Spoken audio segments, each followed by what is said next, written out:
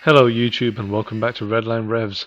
This is a 1.7 CDTI, which is a Vauxhall, Opel and Chevrolet engine which you'll find in many different cars. In this case it's in a Zafira B, but they're also used in Astras and other vehicles.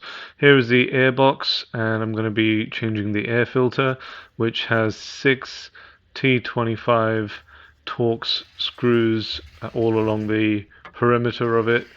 And you just need to get your T25 bits onto your ratchet is my tool of choice, and with an extension I'm able to loosen these, get them all slack, and they remain in the airbox. Here's all 6 of them, 3, 4, 5, 6, and once you've undone them you can just lift the airbox lid with the mass airflow meter still connected. Be careful because it can be delicate, and then you're able to remove the old air filter from the airbox. That's the old air filter which has done its job clearly, and you can just clean out any major bits of dirt that are in the airbox there, perhaps with a hoover. Here is the replacement air filter and the part number for it. The air filter just goes into the airbox, and just make sure that it's in nice and snug, just checking all around that it's met its mating surface and it's sat in its correct position.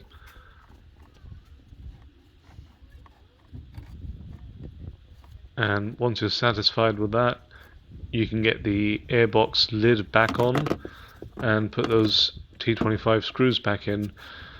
What I did was just tighten up a couple of them after lining up the airbox lid. I just went around tightening them up in a kind of diagonal pattern, and getting them all in. And once you finish tightening them up, just check that you've got it secure, airtight, and that's the job done basically. So that's how you change the air filter on these 1.7 CDTI diesel engines. Again, these engines are used in Zafiras like this, but also Astras, Mokkas, Merivas and Corsas. This is what the engine bay looks like on this vehicle after it's had the Redline Revs treatment. I've got videos on not only the air filter change, but the oil filter and fuel filter change on this car.